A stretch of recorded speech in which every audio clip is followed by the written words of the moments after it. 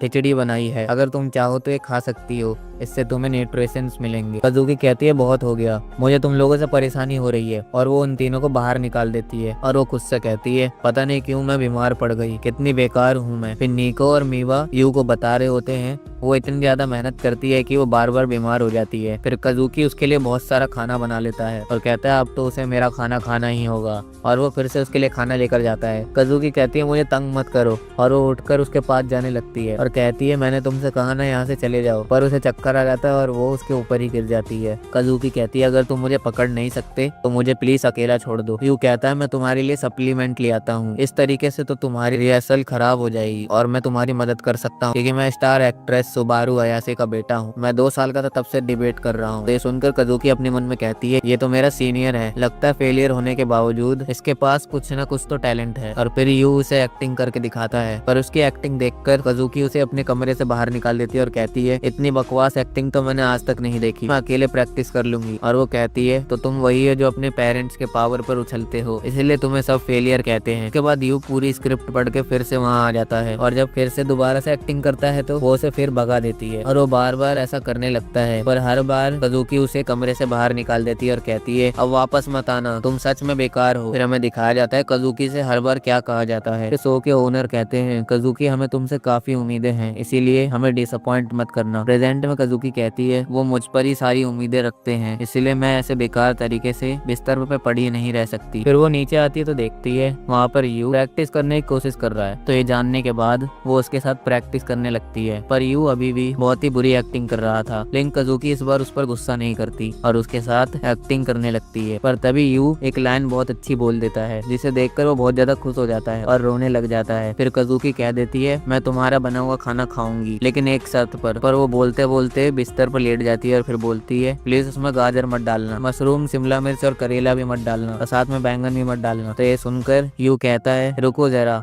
मतलब तुम ये नहीं मानना चाहती थी कि तुम एक फूसी ईटर हो, तुम तो अभी भी एक बच्ची हो। कजूकी कहते तुम अपना मुंह बंद रखो। अब कुछ देर बाद नीको और मीवा कुछ देखकर हैरान होते हैं और वो लोग कजूकी को खाना खाते हुए देखकर हैरान थे क्योंकि वो अब यू का बनाया हुआ खाना खा रही थी। मीवा कहती है अब तो दुनिया खत्म होने वाली है। यू कहता है कजूकी सान तुम्हें सूप खत्म करने के लिए लिए शाबाश। कजुकी कहती है ये तब तक ठीक है जब तक इसके अंदर कोई भी कैरेट या कोई सब्जी ना हो। यू कहता है पर मैंने उसके अंदर थोड़े से गाजर डाले थे। तो ये सुनकर कजुकी ब्लेस करने लगती है। फिर यू अपने मन में सोचता है इसमें बहुत वक्त लग गया, लेकिन आखिरकार मैंने तीनों को खाना खिला ही दिया। और रात को वो तीनों अपने अपने काम पर जाने लगते हैं। तो यू पूछता तुम लोग कहाँ जा रहे हो? तो वो लोग उसे बता देते हैं हमारा शो और हमारे कुछ मैचेस हैं इसलिए हम जा रहे हैं। तो ये सुनकर यू उदास हो जाता है और कहता है ऐसे ही होता था जब मेरी मॉम अपने काम से बाहर जाती थी। वो कभी कभी तो एक एक महीने तक घर वापस नहीं आती थी और इसी वजह से हम दोनों के बीच दूरियां बढ़ गई। यू बैठकर सोच रहा होता है मैं एक खुशहाल परिवार कैसे बना सकता हूँ। तभी उसे अपनी मॉम के शो की याद आती है तो उसे टीवी पर लगाकर देखने लगता है, जहाँ पर वो अपनी मॉम को शादी के जोड़े में देखता है और वो कहता है यही वो सीन है जिसमें मैं हर बार कंफ्यूज हो जाता हूँ। अब वो लोग अपने काम से वापस आ जाते हैं तो देखते हैं यू रो रहा है, इसलिए वो उससे पूछते हैं तुम रो क्यों रहे हो? कजुकी देखती है वो अपने मॉम का शो देख रहा है तो उसे लगता है कि वो अपनी मॉम को बहुत ज्यादा याद कर रहा है, इसलिए वो तीनों उसे अच्छा फील करवाने के लिए उसके साथ बातें करने लगते हैं। पर तभी यू उनसे कहता है मैं चाहता हूँ कि हम लोग एक खुशहाल परिवार की तरह रहें। मैं तुम तीनों को अपनी फैमिली बनाना चाहता हूँ। तुम हमें फैमिली बनाना चाहते हो मतलब? और तभी उनकी नजर टीवी पर जाती है जहाँ पर यू की मॉम शादी की रस्म पूरी करने के लिए किस कर रही होती है। तो ये देखकर उन तीनों को लगता है कि वो शादी की बात कर रहा है, पर वो लोग मन में ही कहते हैं हम इस जैसे नाकारा लड़के से शादी कैसे कर सकते हैं? पता नहीं मैं क्यों उससे शादी करने के बारे में सोच रही हूँ। तभी यू कहता है निको मैं सबसे पहले तुम्हारे बारे में जानना चाहता हूँ, तो मुझे बताओ तुम्हारा बर्थडे कब आता है? तो ये सुनकर वो लोग हैरान हो जाते हैं। हमें बताया जाता है कि दोनों हाई स्कूल के सेम ईयर में हैं। यू कहता है क्योंकि हम लोग हाई स्कूल के सेम ईयर में हैं तो मुझे तुम्हारी बर्थडे डेट पता होनी चाहिए ताकि हम पता कर सकें कि हम में से कौन बड़ा है। ऐसा हो सकता है कि तुम मेरी बड़ी बहन हो जाओगी और मेरा बर्थडे तो दिसंबर में आता है, तुम बताओ तुम्हारा बर्थडे कब आता है? ये सुनकर उन तीनों का मूड खराब हो जाता है और वो तीनों उससे कहते तुम बेवकूफी रहोगे और वहाँ से चले जाते हैं। फिर निको नहाते हुए यू के बारे में ही सोच रही होती है। वो अभी तक एक बच्चा ही है जबकि वो हम तीनों लड़कियों के साथ रह रहा है, फिर भी उसके अंदर कोई भी चेंजेस नहीं आए। तभी उसे यू की चिल्लाने की आवाज आती है तो वो जल्दी से उठकर वहाँ से चली जाती है और उससे आके पूछती है यू क्या हो गया? तो यू कहता है मैं सुपरमार्केट से ब्रेड लाना भूल गया, मैं कल सबके लिए सैंडविच बनाने वाला था। निको कहती है इस बात पे कौन चिल्लाता है? यू कहता है निको सान तुम फिर से घर में टावल लपेट के घूम रही हो, तुम्हारी तबीयत खराब हो जाएगी। तो निको वहाँ से भागते हुए कहती है क्योंकि तुमने ही पूरे घर को सर पे उठा लिया था। और वो भागते भागते मीवा से टकरा जाती है। मीवा उससे पूछती है निको तुम ब्लश क्यों कर रही हो? निको कहती है वो मैं गर्म पानी में नहा रही थी इसीलिए ऐसा हो गया होगा। मीवा कहती है पर तुम तो पिछले 5 मिनट से ही नहाने गई थी, ये किसी और वजह से हो सकता है। यू आकर के कहता है मीवा सान मैंने तुम्हारे कपड़े तय कर दिए हैं। तो मीवा उससे कपड़े लेने लगती है पर उसका हाथ यू के हाथ से टच हो जाता है और उसका शरीर पूरी तरीके से लाल हो जाता है, इसलिए उसके हाथ से वो कपड़े छूट जाते हैं। मीवा कहते ये अभी मुझे क्या हुआ था? निको कहती है अब तुम भी ब्लश कर रही हो, ऐसा तो नहीं कि तुम भी उसको चुपके से पसंद करती हो? तो मीवा कहती है तुम भी से तुम्हारा क्या मतलब है, यानी कि तुम भी उसे पसंद करती हो? तो निको कहती है तुम क्या कह रही हो, ऐसा तो कभी हो ही नहीं सकता। और वो दोनों लड़ने लगते हैं। फिर वहाँ कजुकी आकर कहती है मीवा और निको तुम लोग बड़े हो चुके हो, तुम्हें अच्छे से बिहेव करना चाहिए। यू कहता है कजुकी सामा क्या तुम ये ऊपर रखने में मेरी मदद कर सकती हो? तो कजुकी कहती है मेरा मूड अच्छा है इसलिए मैं तुम्हारी मदद कर दूंगी, और वो उससे सामान लेके ऊपर रख देती है। यू इसके लिए उसे थैंक यू बोलता है और उसकी स्माइल देखकर वो दूसरी तरफ अपना मुंह करके ब्लश करने लगती है, पर वो दोनों उसे घूर रहे होते हैं। कजुकी कहती है तुम लोग मुझे क्यों घूर रहे हो? तो वो दोनों कहते हैं लगता है तुम भी उसे पसंद करती हो। इस पर वो तीनों ही साथ में लड़ने लगते हैं। यू उन लोगों को शांत करवाता है और कहता है मुझे पता नहीं कि तुम लोग क्यों लड़ रहे हो। तो ये सुनकर उन लोगों का फिर से मूड खराब हो जाता है और वो लोग वहाँ से चले जाते हैं। यू देखता है कि उनकी लड़ाई की वजह से पूरा घर तहस नहस हो चुका है और सफाई करते हुए उसे डिनर टेबल पर एक फोटो मिलती है जिसमें कि उन तीनों की बचपन की फोटो होती है। तो उसे लेकर वो सबके पास जाता है ताकि वो पूछ सके कि किसने वहाँ पर उसे छोड़ा था, पर वो सब कह देते हैं कि ये एक फैमिली फोटो है इसलिए किसी की नहीं है। तो यू ये सब जानने के बाद कहता है जरूर उनमें से कोई एक झूठ बोल रहा है क्योंकि उनमें से किसी ने इस फोटो को बहुत ज्यादा संभाल कर रखा था, पर ये फोटो है कहाँ की? और इसमें तो वो तीनों जैसी अभी हैं वैसी है ही नहीं। अब वो लोग स्कूल आ जाते हैं जहाँ पर यू सोच रहा होता है कि वो उन तीनों को वापस से एक साथ कैसे लाए। फिर उसे एक आइडिया आता है तो वो अपने फोन पर कुछ सर्च करने लगता है। फिर रात के वक्त मीवा बोलती है अरे मैं फिर से भूल गई कि मुझे होटल्स बुक करने थे। यू कहता है तुम चिंता मत करो, मैंने तुम लोगों के लिए पहले ही होटल्स बुक कर दिए हैं, और वो उन्हें उनके होटल के कोऑर्डिनेट्स दे देता है। मीवा कहती है यार मुझे 2 दिन तक अब होटल का बकवास खाना खाना होगा। तो ये सुनकर वो दोनों भी अपनी मुंडी हिलाते हैं। यू कहता है होटल का बकवास खाना यानी तुम्हें मेरा बनाया हुआ खाना पसंद है? तो मीवा बोलती है ये तुमसे किसने कहा कि मुझे तुम्हारा खाना पसंद है? कजुकी और निको भी अपने मन में बोलते हैं मैं बहुत पास थी, मैं भी यही बोलने वाली थी। उसके बाद मीवा का मैच दिखाया जाता है जहाँ पर वो जिस लड़की से मैच कर रही थी वो उसे तुरंत हरा देती है। और शाम के वक्त जब वो अपने होटल की तरफ जा रही थी वो एक ब्रिज पर रुककर उस जगह को देखकर कहती है इस जगह को देखकर तो पुरानी यादें ताजा हो गई। उसके बाद वो होटल जाती है जहाँ पर उसे कजुकी दिखती है तो उससे पूछती है तुम यहाँ क्या कर रही हो? कजुकी भी पूछती है तुम यहाँ यहाँ क्या कर रही हो। और तभी नीको भी वहाँ आ जाती है और कहती है तुम दोनों यहाँ क्या कर रहे हो। यू कहता है देखिए मेरी स्ट्रेटेजी, मैं चाहता हूँ कि तुम लोग एक साथ एक ही रूम में टाइम स्पेंड करो, जिससे कि तुम लोग खुद को अच्छे से जान पाओगे। पर वो तीनों पूछते तुम यहाँ क्या कर रहे हो। यू कहता है यहाँ पास ही में आज रात एक फेस्टिवल होने वाला है और उस फेस्टिवल में जाने के लिए मैं तुम्हारा गाइड बनने के लिए यहाँ आया हूँ। तो वो तीनों गुस्से में कहने लगते हैं तुम्हें क्या लगता है हमारे पास टाइम है वहाँ जाने के लिए। और यू उनसे रिक्वेस्ट करने लगता है। काजुकी कहती है ठीक है मैं वहाँ जाऊंगी, लेकिन तुम लोगों को अच्छे कपड़े पहनकर मेरे साथ जाना होगा। यू कहता है तुम ये मुझ पर छोड़ दो। फिर वो उन्हें एक किमोने की दुकान पर ले आता है, जहाँ पर एक आंटी उन लोगों को देख करके हैरान हो जाती है कि तीनों मिका दोनों बहनें यहाँ क्या कर रही हैं। फिर वो उन लोगों को अच्छे अच्छे किमोनो दिखाने लगती है, जहाँ पर काजुकी एक अच्छा सा किमोनो खरीदती है और मीवा एक बिल्ली वाला किमोनो पहनती है। यू उन दोनों की फोटोज ले रहा होता है। फिर वो देखता है नीको ने कोई भी किमोनो नहीं लिया, तो आंटी वहाँ आकर कहती है तुम पर ये किमोनो अच्छा लगेगा। फिर नीको अपना फ्लैशबैक याद करती है, जहाँ पर वो जब भी लड़कियों वाले कपड़े पहनने जाती थी उसके डैड उसे लड़कों वाले कपड़े पहना देते थे। यू कहता है तुम्हारे लिए यहाँ पर जरूर कुछ होगा, और वो एक पिंक वाला किमोनो उसके पास लाकर दिखाता है। ये देखकर मीवा कहती है ये तो नीको कभी नहीं पहनेगी, वो किमोनो उसके लिए बिल्कुल ही लड़की जैसा है। तो यू कहता है नहीं, नीको इसमें बहुत ज्यादा क्यूट लगेगी। पर नीको यू की बात सुनने के बाद ब्लश करने लगी थी। आंटी कहती है पर वो इसमें भी अच्छी लगेगी। यू कहता है नीको तुम ही चुनो इनमें से क्या पहनोगी। फिर सीन कट हो जाता है और नीको अंदर जाकर किमोनो पहन रही होती है। फिर जब वो बाहर आती है तो सब उसकी खूबसूरती को देखकर हैरान हो जाते हैं, क्योंकि सच में नीको बहुत ज्यादा खूबसूरत लग रही होती है। आंटी कहती है तो फैसला हो गया।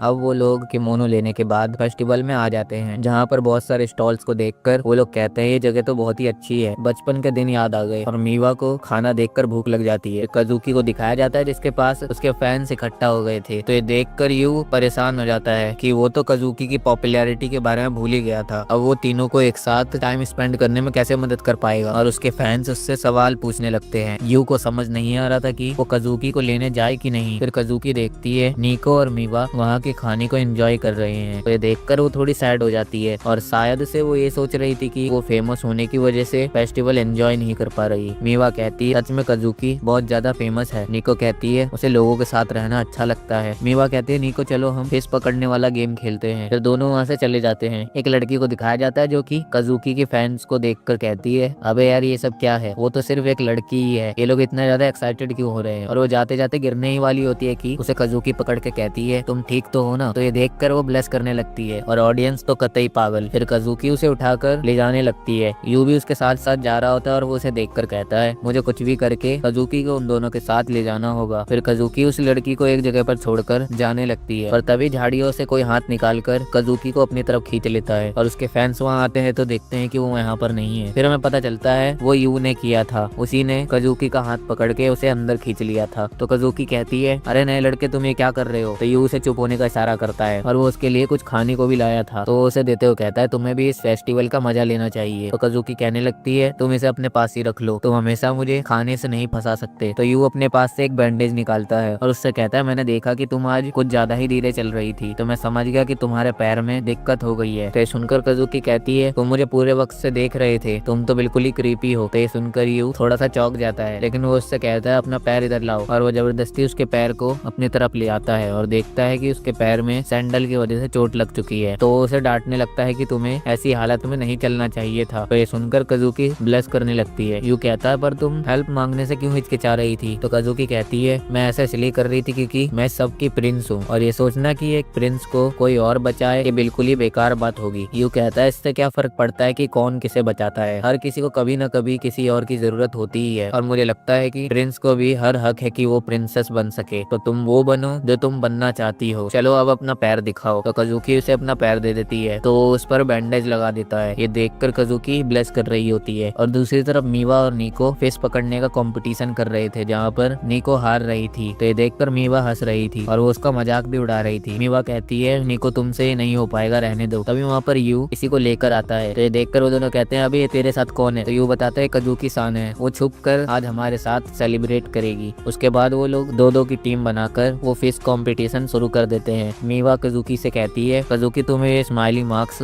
हमेशा पहनना चाहिए, तुम हमेशा हमें गुस्से में घूरते रहती हो, तो इससे हमें तुमसे डर नहीं लगेगा। तो नीको भी कहती है हाँ ये सही कह रही है। यू कहता है चलो अब शुरू करते हैं। ये सब देखकर काजुकी थोड़ा स्माइल करती है, क्योंकि उसे भी अब ये सब देखकर अच्छा लग रहा था, क्योंकि वो भी अपनी लाइफ एंजॉय करना चाहती थी, लेकिन उसके पॉपुलर होने की वजह से वो एंजॉय नहीं कर पाती थी। और मीवा धड़ाधड़ मछली पकड़े जा रही थी। निको कहती है जरूर तुम कोई चीटिंग कर रही हो, तुम्हारा स्पून अभी तक क्यों नहीं फटा। कजुकी भी कहती है हाँ तुम चीटिंग कर रही हो। तो मीवा कहती है हारने वाले लोग ऐसे ही कहते हैं, मुझ पर गुस्सा मत करो क्योंकि तुम दोनों बेकार हो। और वो उन दोनों को चिढ़ाती है। ये देखकर ये सोचता है लड़कियां तो एंजॉय करने की जगह झगड़ा कर रही है। फिर यू वहाँ से जाते हुए कहता है मैं थोड़ी देर के लिए पास में ही जा रहा हूँ, तो तुम लोग झगड़ा मत करना और मजे करना। और वो वहाँ से जाने लगता है और रास्ते में कहता है जब वो लोग एक दूसरे के साथ टाइम बिताएंगे तो साथ में घुल मिल जाएंगे। फिर वो एक जगह पर आता है जहाँ पर एक अनाउंसर कह रहा था सब लोग हमारी बात पर ध्यान दीजिए, आओ और अपनी किस्मत आजमाओ। इस फेस्टिवल में जो भी इस तालाब को पार करके वहाँ पहुंचेगा वो इस स्टैचू के साथ फोटो खिंचवा सकता है। तो यू उनकी पुरानी फोटो देखकर कहता है इन बहनों ने बचपन में इसी स्टैचू के साथ फोटो खिंचवाई थी, तो अब मैं जरूर इस बार उनके लिए फिर से एक फोटो यादगार के तौर पर खिंचवाऊंगा। और वो सोचने लगता है कि अगर वो इसे पार कर लेगा तो वो साथ में वो फिर से उन लोगों की फोटो खींच लेगा। लेकिन जब कुछ लोग कोशिश करते हैं तो वो लोग गिर जाते हैं। ये देखकर बाकी लोग कहने लगते हैं तो नामुमकिन है, हम लोग ये सब नहीं कर पाएंगे। पर फिर से कुछ लोग कोशिश करते हैं लेकिन वो लोग भी गिर जाते हैं। तो उस अनाउंसर का साथी कहता है ये सच में बहुत ज्यादा मुश्किल है। तो अनाउंसर कहता है आखिर पिछले 10 सालों में इसे कोई भी पार नहीं कर पाया। मुझे अभी भी याद है वो 3 छोटी बहनें थी जो इसे पार कर पाई थी। उसके बाद यू कोशिश करता है पर वो पहले ट्राई में गिर जाता है। वो अनाउंसर कहता है सभी लोग सुनिए, आप जितनी बार ट्राई करना चाहते हैं कर सकते हैं। पर वो लोग कहने लगते नहीं हमें नहीं करना, हम बाकी के फेस्टिवल को एंजॉय करना चाहते हैं। और वो लोग जाने लगते हैं। यू कहता है प्लीज मुझे फिर से कोशिश करने दीजिए। और वो फिर से दोबारा कोशिश करता है पर वो थोड़ी दूर जाता है तो फिर से गिर जाता है। लोग ये देखकर कहते हैं तुम्हें अपनी जिद छोड़ देनी चाहिए। पर यू खड़ा होता है और कहता है नहीं मैं ये करके ही रहूंगा। और वो 10-20 बार और कोशिश करता है लेकिन उसकी कोशिश करते करते बारिश होने लगती है। यू कहता है 10 साल पहले उन तीनों बहनों ने भी ये किया था तो मुझे भी उनके लिए दोबारा से करना होगा। और खुद को हौसला देकर वो इस बार बहुत ही तेजी से जाकर उसे क्रॉस कर ही लेता है। वो दोनों उसे बधाई देते हैं। फिर वो कहता है चलो अब फोटो ले लेते हैं। तो यू कहता है रुकिए मैं और 3 लोगों को लेकर आ रहा हूँ। पर जब वो वहाँ पहुँचता है तो देखता है पूरा फेस्टिवल अब बंद हो चुका है और वहाँ पर कोई भी नहीं है। इसीलिए वो नीचे गिर के वहीं लेट जाता है और खुद से कहता है मैं कितना बेकार हूँ और मैं ये कैसे सोच सकता हूँ कि मेरे जैसे लड़के के लिए कोई इंतजार करेगा। शायद से वो गुस्से में होटल वापस चले गए। मैं बस चाहता हूँ कि वो लोग एक साथ हो जाएं। और जैसे ही वो अपनी आंख बंद करके खोलता है वो देखता है वहाँ पर तीनों बहनें छाता लेकर खड़ी हैं। वो तीनों पूछते हैं नए लड़के तुम यहाँ पर पड़े हुए क्या कर रहे हो? तुमने कहा था कि तुम थोड़ी देर में वापस आ जाओगे लेकिन तुम इतने गंदे कैसे हो रखे हो? यू कहता है मुझे तो लगा कि तुम लोग मुझे छोड़कर चले गए होंगे। तो लोग कहते हैं तुम क्या हमें बेरहम समझते हो? वैसे भी तुम हमारे गाइड हो, तो तुमने हमें फेस्टिवल घुमा दिया तो अब हमें होटल तक ले चलो। निको कहती है हम माफी चाहते हैं कि हम तुम्हारे लिए छाता नहीं ला पाए क्योंकि वो सारे छाते बिक गए तो इसीलिए। और वो तीनों साथ में कहते हैं चलो साथ में चलते हैं और वो अपना छाता बढ़ा लेते हैं। यू कहता है तुम तीनों ने साथ में बोला इसलिए मुझे समझ नहीं आया, क्या तुम लोग फिर से बोल सकते हो? तो ये सुनकर वो तीनों शर्माने लगते हैं और कहते हैं क्या तुमने कुछ सुना? और वो तीनों लड़ने लगते हैं कि तुम मेरे टाइम पर क्यों बोल रही हो। मीवा कहती है अगर तुम उसके साथ छाता शेयर करना चाहती हो तो जाओ ना। कजुकी भी कहती है हाँ मुझे भी इससे कोई एतराज नहीं है। तो ये सुनकर निको हैरान हो जाती है। तो निको कहती है चलो इसे डिसाइड करने के लिए रॉक पेपर सीजर खेलते हैं। और जब रॉक पेपर सीजर होता है तो निको ही हार जाती है और वो यू को अपने साथ ले जाने लगती है। निको अपने मन में कहती है ये कैसी अजीब फीलिंग है, मैं बस चल रही हूँ पर मुझे ऐसा लग रहा है कि मैं मैराथन में दौड़ कर आई हूँ जिस वजह से मेरा दिल बहुत तेज धड़क रहा है। और थोड़ी देर बाद वो लोग नहा रहे होते हैं जहाँ पर निको कुछ ज्यादा ही उस बारे में सोच रही होती है और कहीं और टच कर रही होती है। ये देखकर वो दोनों हैरान हो जाते हैं। कजुकी कहती है ये क्या हो रहा है, क्या वो सच में एक असली औरत बनना चाहती है? और वो दोनों साथ में अपने मन में सोच रहे होते हैं पर उसका फिगर मेरे जैसा नहीं है। और वो एक दूसरे के संतरे के बारे में बोल रहे होते हैं कि उसके बड़े नहीं मेरे बड़े हैं। और ये कहकर वो दोनों सिंचैन की तरह हंसने लगते हैं। फिर वो लोग नहा कर आते तो देखते हैं यू वहीं पर है। यू उन्हें कल के लिए बेस्ट ऑफ लक बोलता है। वो लोग पूछते हैं तुम नहाने नहीं जा रहे? तो यू कहता है मैं अपने लिए यहाँ पर कमरा बुक करना भूल गया और अभी जब करने गया तो पता चला कि ये होटल पूरा बुक है, इसलिए मैं घर ही जाने का सोच रहा हूँ। ये सुनकर वो लोग हैरान हो जाते हैं कि ये हर काम में कितना बेकार है। फिर यू वहाँ से जाने लगता है। कजुकी कहती है रुक जाओ नए लड़के। उसके बाद वो लोग कमरे में आ जाते हैं जहाँ पर यू अपने लिए बिस्तर बिछाते हुए कहता है मैं सच में इसकी कदर करता हूँ लेकिन मैं तुम लोगों के बीच आ रहा हूँ और ये कमरा हम लोगों के लिए बहुत छोटा है। तो वो लोग कहते हैं हाँ तुम सही कह रहे हो। कजुकी कहती है लेकिन मैं तुम्हें एक आवारा बिल्ली की तरह बाहर तो नहीं छोड़ सकती थी ना। मीवा कहती है हाँ तुम सही कह रही हो, वैसे भी हम लोग साथ में रहते हैं तो क्या हो गया, हम लोग एक रूम तो शेयर कर ही सकते हैं। तो ये सब सुनकर ये उन्हें थैंक्स कहता है और वो वॉशरूम जाने लगता है पर जगह कम होने की वजह से वो कजुकी के सामने से नहीं जा पा रहा था, इसीलिए वो फिर से उससे माफी मांगता है क्योंकि उसने बहुत छोटा कमरा बुक कर लिया। पर कजुकी तो ब्लेस करते हुए कहती है हाँ तुम सही कह रहे हो लेकिन अभी हमें पता चला कि हम पहले से ही इस कमरे के सारे रोब्स पहन चुके हैं। तो सुनकर यू थोड़ा निराश हो जाता है पर मीवा कहती है तुम लोग बेवकूफ हो, जापानीज होटल में तुम्हारी सोच से भी ज्यादा सुविधाएं होती हैं, उन्होंने जरूर एक एक्स्ट्रा रोब रखा होगा। और वो एक कबर्ड को खोलकर उसके अंदर देखने लगती है। तो यू भी वहाँ आकर देखने लगता है। तो मीवा उसे देखकर ब्लेस करने लगती है और दूसरी तरफ निको भी वो वो रोब ढूंढ रही होती है। तो यू भी वहाँ आ जाता है और उसे दिख जाता है कि वहाँ पर एक रोब है और वो लेने के चक्कर में वो निको के कुछ ज्यादा ही पास आ जाता है, जिसे देखकर वो ब्लेस करने लगती है। फिर वो बाथरूम में चला जाता है ताकि वो नहा सके। उसके जाने के बाद वो लोग कहने लगते हैं कि वो सही कह रहा है, ये कमरा 4 लोगों के लिए बहुत छोटा है। मीवा भी कहती है ये हमारे घर से बहुत छोटा है। कजुकी कहती है हाँ तुम दोनों सही कह रहे हो, मुझे लगा कि हम लोग यहाँ पर आराम से रह लेंगे। अंदर से यू कहता है मुझे माफ कर देना, मैं तुम्हारे पर्सनल वक्त के बीच में आ रहा हूँ। मुझे लगा था कि तुम लोग एक साथ वक्त बिता पाओगे, इसीलिए तुम मुझे भूल जाओ कि मैं यहाँ पर हूँ और आराम से अपनी बातें करो। तो तीनों अपने मन में बोलते हैं हम इस तरह कैसे आराम कर सकते हैं। फिर रात हो जाती है और तीनों को ही नींद नहीं आ रही थी। मीवा कहती है मैं लेटी हुई हूँ पर फिर भी मेरे पल्स बहुत ज्यादा तेज चल रहे हैं। निको कहती है पता नहीं मैं क्यों नहीं सो पा रही। कजुकी कहती है मेरा चेहरा लाल है पर मुझे बुखार नहीं है। और वो तीनों साथ में बोलते हैं कल हमारा मैच और शो है, इसलिए मुझे जल्दी से सो जाना चाहिए। यू कहता है आज सच में मजा आ गया। फिर हमें दिखाया जाता है कि वो लोग फोटो खिंचवाने के लिए आ गए थे। यू कहता है तुम लोग मुस्कुरा क्यों नहीं रहे। वो लोग कहते हैं मुस्कुराने के लिए अब हम लोग बहुत ज्यादा बड़े हो चुके हैं। तो यू कहता है तुम लोग सही से नहीं आ रहे, मैं पीछे जाता हूँ। फिर वो पीछे जाता है तो वो पेड़ से टकरा जाता है और उसके ऊपर पानी गिर जाता है, जो देखकर वो लोग हंसने लगते हैं। तो यू उनकी फोटो खींच लेता है। वो कहता है वो बचपन वाली फोटो मेरे बैग में ही होगी और वो उसे निकालने लगता है पर उसे नहीं मिलती। लेकिन तभी उसे एक नोट मिलता है जिसमें लिखा हुआ था कि मैंने फोटो वापस ले ली है। तो ये पढ़कर वो आराम से सो जाता है। पर ये देखकर वो तीनों उठकर कहते हैं अरे यार ये तो तुरंत सो गया। फिर वो लोग एक दूसरे को देखकर कहते हैं तुम लोग अभी तक जागे हुए हो। मीवा कहती है निको तुम अभी पूछने की पोजीशन में नहीं हो। तो निको सोते हुए कहती है ठीक है मैं सोने जा रही हूँ। कजुकी कहती है मैं जब सोऊंगी जब मेरी मर्जी होगी। और वो कहती है वैसे बहुत वक्त हो गया जब हम ऐसे फेस्टिवल में आए थे। कजुकी कहती है हाँ, और ये नया लड़का भी बहुत अजीब है, उसने तुम्हारे लिए फ्लावर वाला किमोनो चुना पर फिर भी तुम उसमें अच्छी लग रही थी। पर मुझे ये पता है कि तुम जब बच्ची थी तो तुम्हें ये सब पसंद था, लेकिन अब तुम लड़कों के कपड़े पहनती हो। ये सुनकर निको कहती है हाँ तुम्हारे लिए भी, तुम हमेशा अपने फैंस के बीच ही फंसी रहती थी जिससे तुम कभी भी एंजॉय नहीं कर पाती थी, पर आज तुम्हें एंजॉय करता देख मुझे बहुत अच्छा लगा। मीवा कहती है पर हम सब अब इस छोटी चीजों से बाहर निकल चुके हैं। निको कहती है तुम बिल्कुल नहीं बदली, तुम किमोनो चुनने में काफी ज्यादा एक्साइटेड थी जैसे कि तुम बचपन में करती थी। मीवा कहती है पर बचपन में तो सभी ऐसे होते हैं। कजुकी कहती है पर हमें उस वक्त कम से कम गेम स्टॉल जाने की इजाजत तो थी। मीवा कहती है हाँ मुझे याद है, मुझे सबसे ज्यादा वो वाला गेम अच्छा लगता था जिसमें शूट करना होता था और मैं उसमें हमेशा फर्स्ट आती थी। तो निको बताती है वो इसीलिए क्योंकि हमेशा कजुकी तुम्हारे पीछे से फायर करती थी। तो ये सुनकर वो शर्माने लगती है और कहती है हम पुरानी बातें क्यों कर रहे हैं। कजुकी कहती है हाँ हम ये बातें कर रहे हैं, लेकिन हम पहले कभी ऐसी बातें नहीं कर पाते थे क्योंकि हम अपने काम में ही बिजी रहते थे। निको कहती है हाँ वो बेवकूफ हमसे यही करवाना चाहता था, इससे क्या फर्क पड़ता है कि हम साथ में रहते हैं कि नहीं। वो सच में अजीब है। मीवा भी कहती है हाँ वो अजीब है, खासकर एक बिल्कुल अनजान इंसान के लिए। और वो उस फोटो को देखती है जो उसने यू से ले ली थी। तो देखकर वो कहती है ये सब बस एक फोटो के लिए, और वो ब्लेस करने लगती है और उन दोनों का भी मूड बहुत अच्छा होता है। इसीलिए वो तीनों साथ में अपने मन में कहते हैं शुक्रिया। फिर अगले दिन का सीन दिखाया जाता है जहाँ पर न्यूज आ रही थी कि मेका दोनों सिस्टर्स ने फिर से अपना मुकाम हासिल कर लिया। यू ये देखकर बहुत ज्यादा हैरान होता है कि रात भर मस्ती करने के बावजूद भी वो लोग सच में प्रोडिजी ही है। और उसके बाद कुछ दिन बीतते हैं और यू हमें बताता है जब से हम चेरी ब्लॉसम फेस्टिवल से आए हैं ये तीनों बहनें आपस में घुल मिलकर रह रही हैं। निको मीवा का ख्याल रखती है, कजुकी निको का ख्याल रखती है और ऐसे ही वो तीनों एक दूसरे का ख्याल रखते हैं। ये सब देखकर यू बहुत ज्यादा खुश होता है और कहता है आखिरकार मेरा प्लान सक्सेसफुल हो गया। फिर उसे याद आता है कि उसने उन लोगों से वादा किया था कि वो उनके लिए डिनर बनाएगा, इसलिए वो घर लौटते वक्त सुपरमार्केट से बहुत सारा खाना बनाने का सामान खरीद लेता है। लेकिन जब वो घर पर आता है तो देखता है वहाँ पर किसी आदमी के जूते रखे हुए हैं। तो वो अंदर जाता है जहाँ पर वो देखता है निको, कजुकी और मीवा एक आदमी के सामने खड़े हैं। तो यू कहता है ये कौन है, इसलिए वो उसके पास जाकर उसे हेलो बोलता है। तो वो आदमी भी उसे हेलो कहता है। तो उसकी आवाज सुनकर यू कहता है अरे आप तो मिस्टर मिकादोनो हैं, मैं हूँ यू आयासे, मुझे यहाँ रहने देने के लिए आपका बहुत बहुत शुक्रिया। तो मिकादोनो कहता है तुम्हारी माँ के साथ जो हुआ वो सच में काफी बुरा था, क्या तुम ठीक हो। यू कहता है हाँ मैं बिल्कुल ठीक हूँ। तो मिस्टर मिकादोनो बोलता है तो फिर तो कोई चिंता की बात ही नहीं है, मिसेस सुबारा का टैलेंट अभी तक जिंदा है। जब तक तुम ग्रो करते हो और डेवलप होते हो तुम उसके टैलेंट को आगे बढ़ाते रहोगे। फिर यू उन लोगों की तरफ देखता है जो कि बिल्कुल शांत खड़े थे और उसे समझ नहीं आता कि यहाँ क्या चल रहा है। मिस्टर मिकादोनो कहता है चलो वो अपने परफॉर्मेंस के बारे में अपडेट दो, सबसे पहले मीवा तुम बताओ। मीवा कहती है मैंने अपना प्रीलिमिनरी मैच जीत लिया है और अगला मुझे टाइटल मैच जीतना है, मुझसे जितना होगा मैं उतना आगे जाऊंगी। अब निको से पूछा जाता है तो निको कहती है मैंने अपना चैंपियनशिप जीत लिया जैसे कि हमेशा जीतती हूँ। फिर वो कजुकी से पूछता है तो वो बोलती है मेरा 100 फैंस से भरा हुआ था, मुझे बहुत अच्छे रिव्यू मिल रहे हैं और कल मेरा एक इंटरव्यू है। तो मिस्टर मिकादोनो बोलता है अच्छा है, ऐसे ही मेहनत करते रहो, और ये कहकर वो जाने लगता है। रियू उसे रोकता और कहता है क्या आप हमारे साथ डिनर करके नहीं जाएंगे, मैंने सोचा कि मैं सबके लिए आज अच्छा खाना बनाऊंगा। पर तभी मिस्टर मिकादोनो की नजर वहाँ रखे मास्क पर चली जाती है। तो वो उसके बारे में पूछता है तो यू बता देता है कि हम पिछले वीकेंड फेस्टिवल में गए थे। तो ये देखकर उन तीनों की हालत खराब हो जाती है। मिस्टर मिकादो ने पूछता है फेस्टिवल का आइडिया किसका था, तो यू कहता है मेरा, क्योंकि वहाँ पर एक सिरेन भी है जहाँ पर हम अपने लक के लिए प्रे कर सकते हैं, इसीलिए मैं उन्हें वहाँ ले गया था ताकि वो अपने आगे के करियर के लिए प्रे कर सके। तो मिस्टर मिकादो को गुस्सा आ जाता है और वो कहता है यू अयासे, तुम क्यों मेरी बेटियों को पीछे कर रहे हो? तुम्हें क्या लगता है लक क्या प्रे करने से आता है? हम लक खुद बनाते हैं। मैंने अपनी बेटियों को सख्त और ना हारने वाला बनाया है, इसलिए उनके टैलेंट कमजोर लोगों पे सिर्फ वेस्ट होंगे। और यू अयासे, मैंने तुम्हारी हिस्ट्री देखकर भी तुम्हें अपने घर में रहने दिया, लेकिन मुझे लगता है कि तुम इस घर में रहने के लायक नहीं हो, और हमारे घर में जिसके पास टैलेंट नहीं वो यहाँ पर वेलकम नहीं। और वो गुस्से में उस मास्क को तोड़ देता है और वो उससे कहता है मैं नहीं चाहता कि तुम ऐसा माइंडसेट इस घर में लेके आओ। तो ये देखकर वो तीनों से डिफेंड करने के लिए आ जाते हैं। वो लोग कहते हैं हम जानते हैं कि यू के पास कोई भी अचीवमेंट नहीं है, लेकिन वो घर का अच्छे से ख्याल रखता है और हर एक काम करता है। हमें पता है कि वो एक लूजर है जो हर चीज में फेल होता है, पर वो साफ सफाई करता है, कपड़े धोता है और खाना बनाता है। उसी की वजह से हम लोग अपने टैलेंट पर फोकस कर पा रहे हैं। मिस्टर मिकादो कहता है तुम लड़कियां उस लड़के को डिफेंड कर रही हो जिसे तुम सही से जानती भी नहीं हो, क्या तुम्हें सच में इसकी इतनी ज्यादा जरूरत है? तो ये सुनकर वो लोग घबराते हुए कहने लगते हैं कि नहीं ये बात नहीं है, वैसे वो अपना हिस्सा कमा लेता है घर के काम करके। मिस्टर मिकादो कहता है मैं यू की फीलिंग्स को डिसरिस्पेक्ट नहीं करना चाहता, लेकिन मुझे नहीं लगता कि तुम लोग यू अयासे के साथ कंपैटिबल हो सकती हो। तो कजुकी कहती है नहीं आप गलत हो, हम कंपैटिबल हैं नए लड़के के साथ। लेकिन वो चुप हो जाती है और तीनों साथ में कहते हैं हमारा मतलब है यू कुन के साथ। ये सुनकर यू भी हैरान हो जाता है। मिस्टर मिकादो उन्हें वार्निंग देता है कि ठीक है मैं इस बार के लिए इसे छोड़ दे रहा हूँ, लेकिन आइंदा से तुम लोग कोई भी फेस्टिवल या पार्टी वगैरह में नहीं जाओगे। तो वो लोग उसके लिए मान जाते हैं। उसके बाद वो वहाँ से चला जाता है। तो यू कहता है मैं तुम लोगों के लिए डिनर बनाना चाहता हूँ, पर निको कहती है सॉरी नए लड़के, लेकिन हमारे पास तुम्हारा खाना खाने के लिए टाइम नहीं है। और इस बात को एक हफ्ता बीत जाता है और फिर से वो लोग वैसे ही हो जाते हैं जैसे कि वो थे। यू अपने मन में कहता है मैं मिस्टर मिकादो से मिलने के बाद ये पूरी तरीके से समझ गया हूँ कि वो कैसे इंसान है। उन्होंने ये सारी बहनों को इस तरीके का बनाया है कि वो कभी भी हारती नहीं है, पर ये गलत है। उन्होंने सिर्फ डर का इस्तेमाल करके उनकी जिंदगी को ऐसा कर दिया। वो लोग बिल्कुल रोबोट की तरह काम कर रहे हैं। मुझे पता है कि मिस्टर मिकादो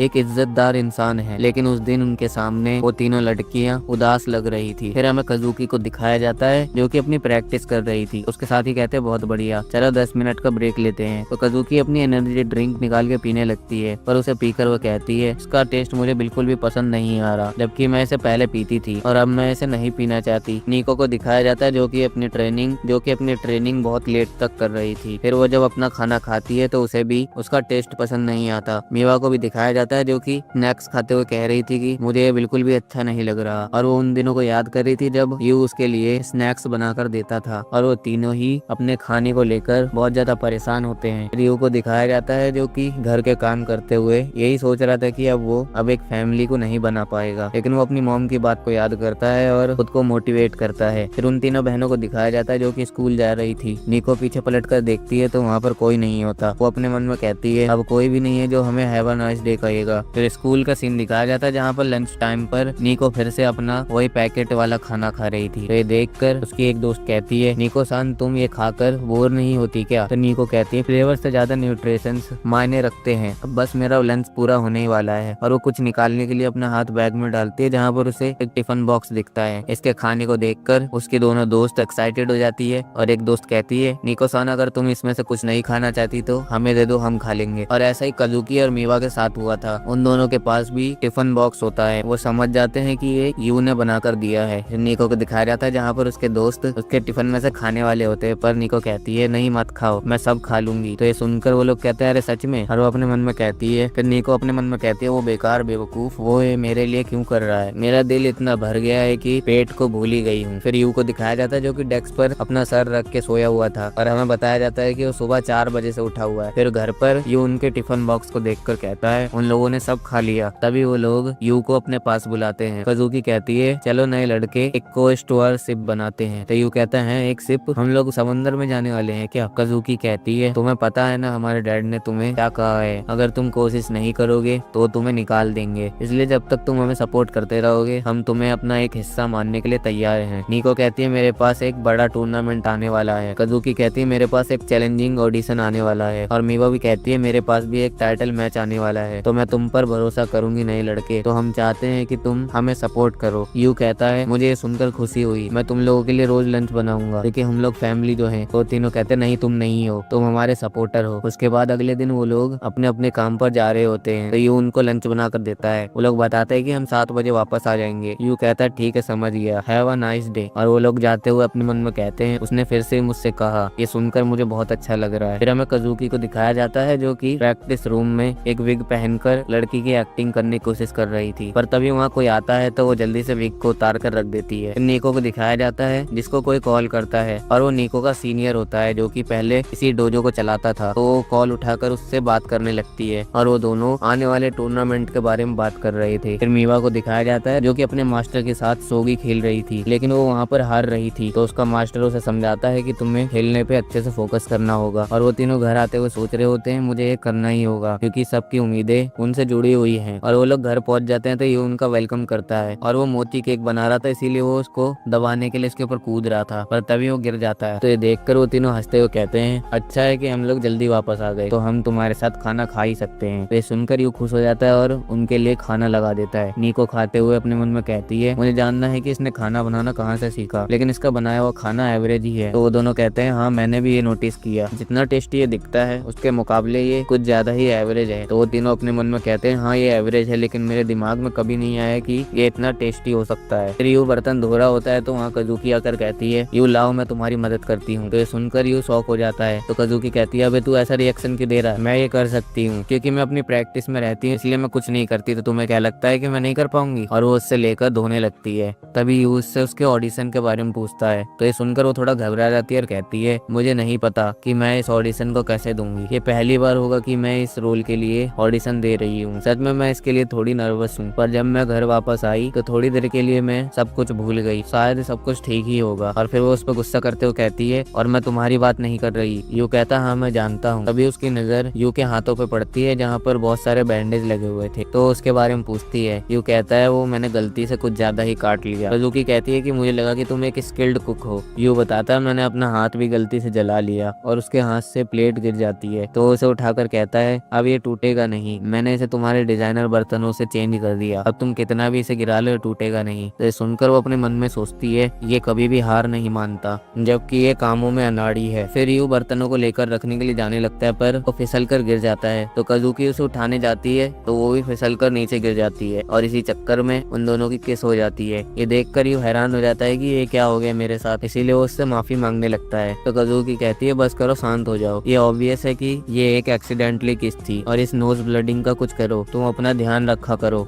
और वो वहाँ से चली जाती है। यू उसे देखकर कहता है उसे ये बस नॉर्मली लगा, कजूकी सान तो सच में अमेजिंग है, लेकिन फिर भी मुझे बुरा लग रहा है, इसने एक्सीडेंटली सही लेकिन एक लड़के को किस किया जिसकी नाक से खून बह रहा था। अरे यार मेरी पहली किस तो खून भरी हुई। फिर अगले दिन का सीन दिखाया जाता है जहाँ पर निको आसमान को देखकर कहती है लगता है आज बारिश होगी। तो कजूकी वेदर ब्रॉडकास्ट देखने के लिए टीवी चालू करती है, लेकिन वहाँ पर भी किस वाला ऐड आ रहा था तो उसे बंद कर देती है। फिर मीवा जेली खा रही थी तो कजूकी उससे कहती है तो टेस्टी लग रहा है। तो मीवा कहती है ये उस नए लड़के ने मेरे लिए बनाया है और इसका टेक्सचर तो बिल्कुल होटो जैसा है। तो ये सुनकर कजूकी वहाँ से चली जाती है और अपने रूम में आकर ब्लश करने लगती है, पर तभी वहाँ यू आ जाता है। तो उसे अचानक से आता देख कजूकी कहती है नॉक करना सीख लो। तो उससे माफी मांगने लगता है और वो कहता है मैं बस तुमसे बात साफ करना चाहता हूँ। तो पूछती है किस बारे में। यू कहता है तुम्हें पता है उस दिन जो किस हुई थी, मैं तुमसे ये कहना चाहता हूँ कि मुझे यकीन है कि तुम नहीं चाहती थी कि तुम्हारी किस एक फेलियर के साथ हो, इसलिए जो भी हुआ उसे हम भूल जाएंगे और ऐसा दिखाएंगे कि कभी कुछ हुआ ही नहीं। और ये बोलकर वो वहाँ से चला जाता है। तो ये सुनकर कजूकी गुस्सा हो जाती है, लेकिन वो कहती है पर वो सही कह रहा है, मुझे अभी अपने करियर पर फोकस करना होगा। एक फीमेल रोल। फिर हमें दिखाया जाता है उसके डैड ने कहा था कि तुम हमेशा मेल रोल के लिए ऑडिशन नहीं दे सकती, इस बार तुम्हें फीमेल रोल पर भी जाना होगा। तो वो विग पहनकर कोशिश करती है, लेकिन वो अभी भी प्रिंस की एक्टिंग कर रही थी। उसके बाद वो फिर से अपनी प्रैक्टिस के लिए एक लड़के के साथ प्रिंसेस और प्रिंस वाला रोल प्ले कर रही थी और उसमें उसे किस करने का नाटक करना था। लेकिन जैसे ही वो किस करने के लिए आगे बढ़ती है उसे फिर से यू के साथ वो किस याद आ जाती है और वो ऑकवर्ड फील करने लगती है। तो उसके साथ ही कहते हैं कजूकी तुम ठीक तो हो ना, मुझे लगता है कि तुम्हारे पर्सनल लाइफ की चीजें शो के बीच में आएंगी, तुम्हें सब कुछ पहले क्लियर कर लेना चाहिए। तो रात के वक्त वो घर पर आती है जहाँ पर वो यू से बात करती है। यू ये देखकर खुश हो जाता है कि अब कजूकी नॉर्मल हो चुकी है। फिर कजूकी इससे पूछती है वैसे क्या तुम संडे को फ्री हो? तो वो कहता है हाँ मैं फ्री हूँ। तो कजूकी उसके पास आ जाती है। ये देखकर यू घबरा जाता है। कजूकी कहती है नए लड़के अगर तुम संडे को फ्री हो तो तुम मेरे साथ डेट पर चलो।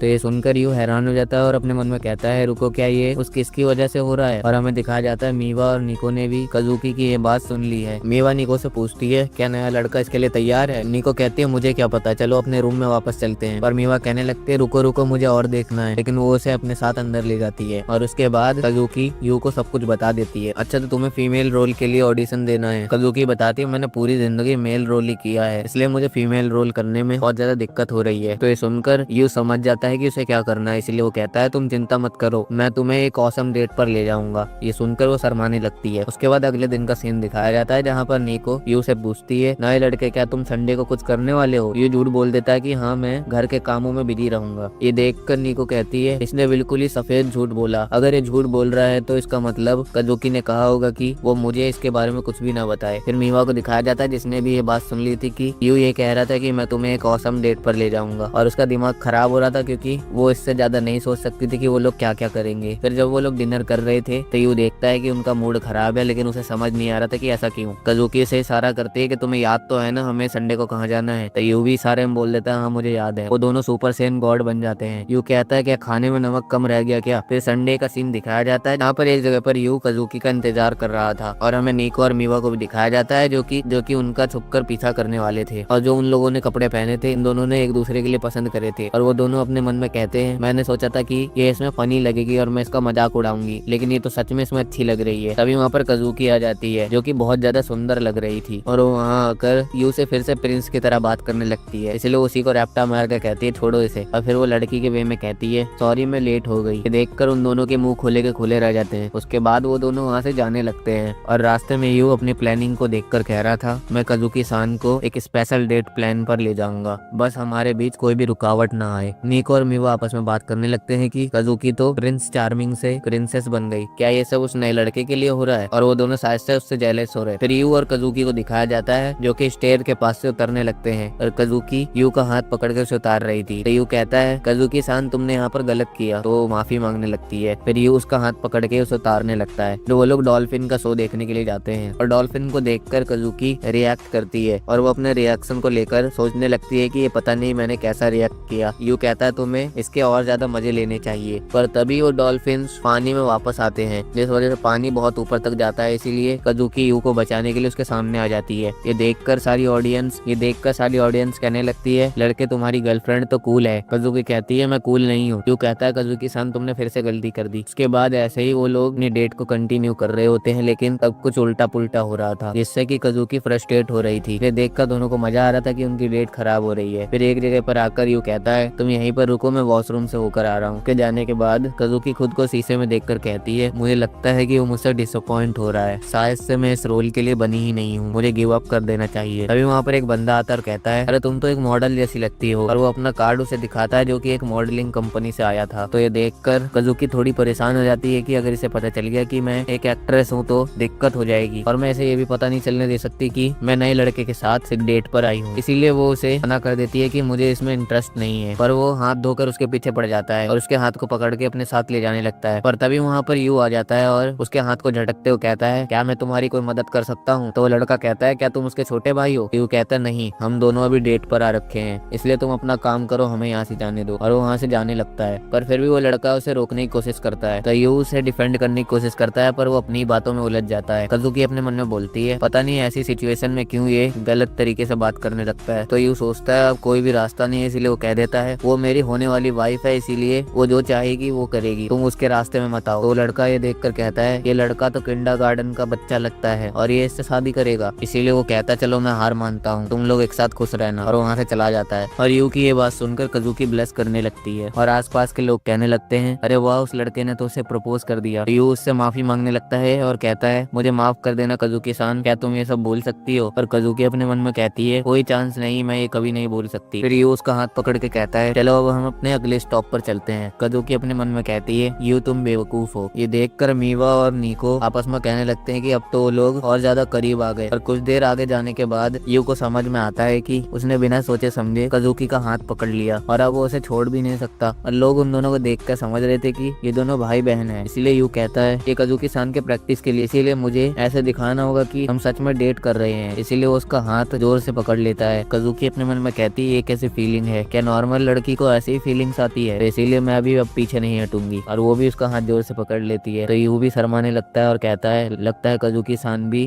अब फॉर्म में आ गई है। तो वो और जोर से हाथ पकड़ लेता है और ये देखकर फिर से उन दोनों का मुंह खुला का खुला रह जाता है। उसके बाद वो लोग थिएटर आ जाते हैं जहाँ पर वो एक मूवी देखने वाले थे। और उस मूवी में जो लड़की थी काजुकी को याद आता है कि ये उसकी सेनपाई है जो कि इसी की तरह प्रिंस का रोल करती थी, लेकिन उसे एक दिन मूवी में फीमेल लीड का रोल करने का मौका मिला। उसके बाद वो लोग मूवी देखने के लिए चले जाते हैं जहाँ पर उसकी एक्टिंग को देखकर काजुकी थोड़ा हैरान हो रही होती है। वो कहती है सेनपाई ने तो अपनी पूरी ताकत लगा दी इस एक्टिंग में जान डालने के लिए, तो मैं भी पीछे नहीं हटूंगी। और उसके बाद जब वो लोग बाहर निकल रहे थे तो बाकी लोग आपस में बात कर रहे थे कि उसके अंदर जो लीड गर्ल थी वो बिल्कुल भी अच्छे से एक्टिंग नहीं कर रही थी। मेरा तो ये मूवी देख के मूड ही खराब हो गया। ये सुनकर काजुकी को झटका लगता है और वो ये सोचने लगती है कि अगर वो भी ऐसे करेगी तो शायद से लोग और निराश हो जाएंगे। यू अपने मन में कहता है पता नहीं मैंने ऐसा क्यों करा, हमें ये मूवी देखनी ही नहीं चाहिए थी। निको और मीवा भी यही कह रहे होते हैं कि अब वो नया लड़का क्या करेगा। अब यू उसे फेरिस व्हील के पास ले आता है। काजुकी उसे देखकर अपने मन में कहती है तुम जानते हो कि अभी मेरा मूड फेरिस व्हील में जाने के लिए नहीं है। तभी वो लोग कुछ लोगों को बात करते हुए सुनते हैं, तुम्हें पता है कि यहाँ पर जो भी लड़का ही लड़की को प्रपोज करता है